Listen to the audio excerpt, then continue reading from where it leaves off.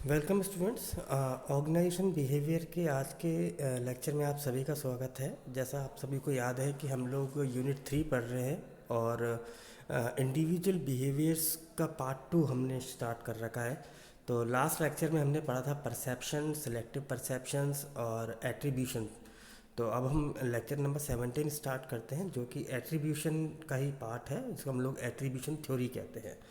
तो इसको हम समझने की कोशिश करते हैं। तो एट्रीब्यूशन क्या है? एट्रीब्यूशन वो सभी कारण होते हैं जो हम अपने और दूसरों के बिहेवियर को समझते समय देते हैं, कि हमारा बिहेवियर किस कारण से रिएक्ट हो रहा है और सामने वाला पर्सन जिसका हम बिहेवियर ऑब्जर्व कर रहे हैं वो किस कारणों से उसका रिएक्शन आ रहा है। तो जैसे हम देखते हैं कि हम कैसे अपने और दूसरों के बिहेवियर को एनालाइज कर सकते हैं, तो इस चीज़ को हम देते हैं एट्रीब्यूशन।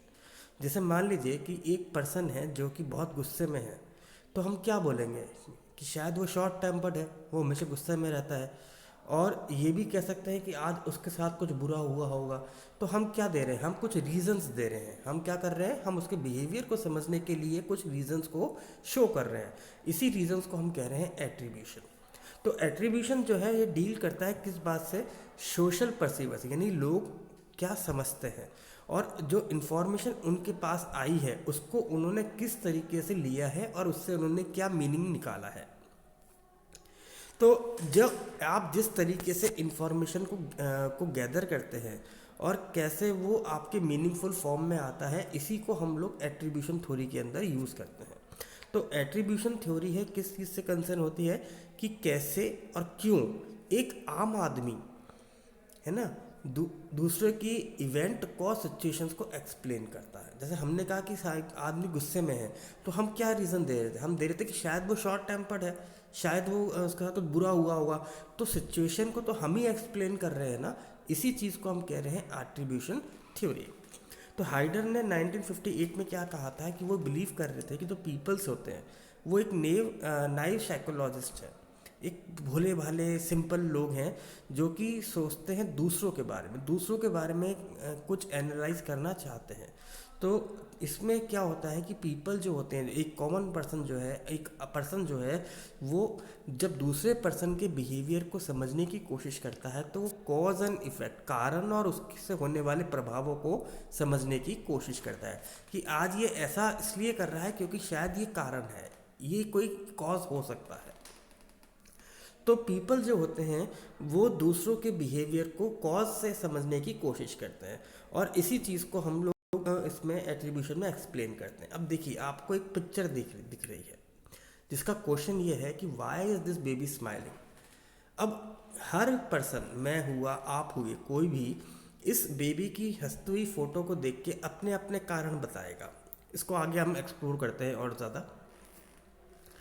तो उन्होंने कहा कि दो तरीके से एट्रीब्यूशन हो सकता है, एक तो होता है पर्सनल एट्रीब्यूशन और एक होता है आपका सिचुएशनल एट्रीब्यूशन। पर्सनल एट्रीब्यूशन क्या होता है?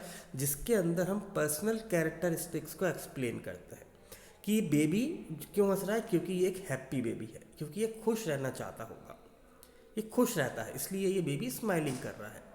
ऐसे ही एक पर्सन एग्ज़ाम में पास हो गया या फेल हो गया, जैसे मान लीजिए अगर पास हो गया, टॉप कर गया, तो क्यों, तो क्या बोलेंगे? वो बंदा पर्सन एग्ज़ाम में इसलिए पास हो गया क्योंकि वो स्मार्ट है, वो बहुत बुद्धिमान है, बहुत पढ़ता है। तो ये सारे हम लोग क्या कह रहे हैं? पर्सनल एट्रीब्यूट्स, यानी पर्सनल कैरेक्टरिस्टिक्स के बेसिस पे जब हम कोई कॉज और इफेक्ट को एनालाइज करते हैं। तो जब हम किसी दूसरे पर्सन के बिहेवियर को समझने की कोशिश करते हैं तो हम उसके अंदर इंटरनल एट्रीब्यूशन, जैसे उस पर्सन की पर्सनैलिटी ट्रेट्स, उसको समझते हैं, है ना, कि वो पर्सन भोला है, मासूम सा है, या वो बंदा रिलायबल है, इस पर विश्वास कर सकते हैं, या उसके अंदर जेलसी की भावना है। तो अगर आपने कहा कि नहीं वो बहुत पढ़ता है, तो ये एक तरीके से ये हो सकता है कि आप जेलसी भी हो कि नहीं भाई वो बहुत ज़्यादा पढ़ता है इसलिए वो पास हो गया, वरना वो नहीं हो पाता, या इतना वो पढ़ रहा था इसलिए वो कर रहा था। तो आप कई तरीके के इसके अंदर क्या करेंगे? रीजंस को देंगे। फिर आता है आपका सिचुएशनल। सिचुएशन क्या कहता है? तो सिचुएशन ये कहती है उसी फोटो को देख के कि someone must have just played with the baby, शायद कोई उसके साथ खेल रहा है तो इसलिए बेबी हंस रहा है। ऐसे ही वो इसलिए पास हो गया क्योंकि वो आसान टेस्ट, या वो इसलिए फेल हो गया कि वो टेस्ट आसान नहीं था, बहुत मुश्किल टेस्ट आया था। तो हम कभी कभार सिचुएशन को देखते हुए भी अपने बिहेवियर को और उसके रीजंस को फाइंड आउट करते हैं। तो ऐसे ही चीज़ों को हम कहते हैं पर्सनल और सिचुएशनल एट्रीब्यूशंस।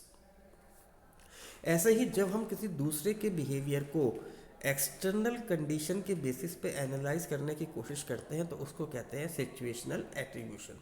तो पर्सनल एट्रीब्यूशन या सिचुएशनल एट्रीब्यूशन होता क्या है, जब हम किसी पर्सन के इंटरनल एट्रीब्यूट्स को देखते हुए, पर्सनलिटी या पर्सनल चीज़ों को ध्यान में रखते हुए उन चीज़ों पे अपने बिहेवियर को रिएक्ट करते हैं तो वो होता है पर्सनल एट्रीब्यूशन। और जब हम एक्सटर्नली या सिचुएशन को ध्यान में रखते हुए बिहेवियर को ऑब्जर्व करते हैं और रिएक्शन देते हैं तो वो हो जाता है आपका एक्सटर्नल एट्रीब्यूशन। अब जैसे आपको इसके अंदर एक हम क्लियर करते हैं एट्रीब्यूशन के लिए। तो एट्रीब्यूशन क्या है कि जब हम किसी पर्सन के अंदर को हम जब किसी दूसरे पर्सन को ऑब्जर्व कर रहे होते हैं तो हम उसके इंटरनल एट्रीब्यूट्स को समझने की कोशिश करते हैं। जैसे उसकी पर्सनैलिटी क्या है, उस पर्सन के अंदर की कैरेक्टरिस्टिक्स क्या है, उसकी ट्रेट्स क्या है। तो ये सारी चीज़ें हम इंटरनल बेसिस पे एनालाइज करते हैं, इसलिए हम उसको कई बार इंटरनल एट्रीब्यूशन भी कहते हैं। और इसके अंदर हम क्या है डिस्पोजिशनल एट्रीब्यूशन को भी काउंट करते हैं। डिस्पोजिशन हम आगे पढ़ेंगे, डिस्पोजिशन क्या होता है। अभी हम ये समझ रहे हैं कि डिस्पोजिशन एट्रीब्यूट्स को हम क्या कर रहे हैं, इसको हम एनालाइज कर रहे हैं, यानी कुछ फैक्टर्स को हम इसमें से निकाल रहे हैं और सिर्फ पर्सनल फैक्टर्स को हम क्या कर रहे हैं, या इंडिविजुअल फैक्टर्स को या इंटरनल फैक्टर्स को हम कंसीडर कर रहे हैं।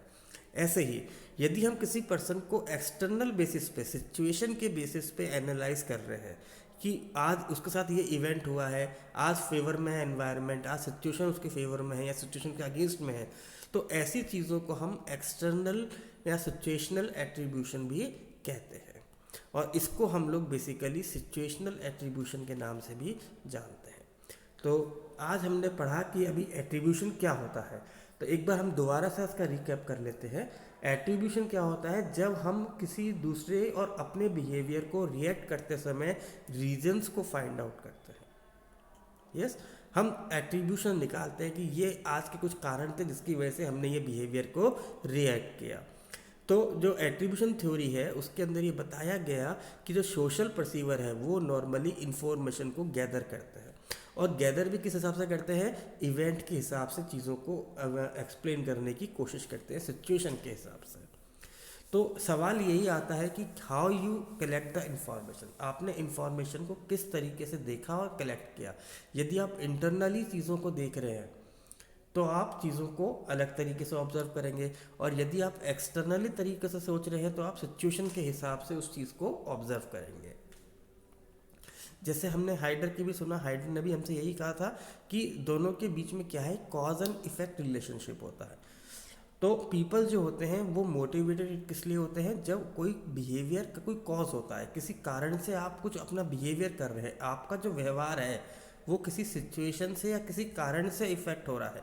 जैसे आज आपको सडनली गुस्सा आ गया, तो गुस्सा आने के पीछे का रीज़न वो सिचुएशन का है।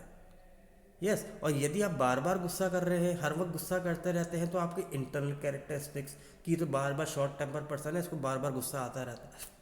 तो हम जब दूसरे पर्सन के बिहेवियर को एनालाइज करने के लिए क्या करते हैं, अब कारणों को उसका एक बेस बनाते हैं, कॉज ढूंढते हैं, और उसकी वजह से हम कोई इफ़ेक्ट के बारे में देखते हैं, तो वो हमारे को एट्रीब्यूशन के हिसाब से रियलाइज़ कराता है। जैसे हमने इसमें पिक्चर में बेबी को देखा, बेबी हंस रहा है, तो बेबी के हंसने के कारण क्या है कि बच्चा वैसे ही खुश है, तो हम उसको इंटरनल देख रहे हैं। और सिचुएशन क्या है कि साथ कोई बंदा खेल रहा होगा, कोई बंदा फेसेस बना रहा होगा, कोई हंसाने की कोशिश कर रहा होगा, इसलिए बच्चा हंस रहा है। तो दोनों तरीके से हम क्या कर रहे हैं, सामने वाले के बिहेवियर को ऑब्जर्व कर रहे हैं विद द रीजंस। इसी को हम कह रहे हैं एट्रीब्यूशन थ्योरी। तो आई होप बच्चों कि आपका ये टॉपिक समझ में आया होगा। Thank you very much.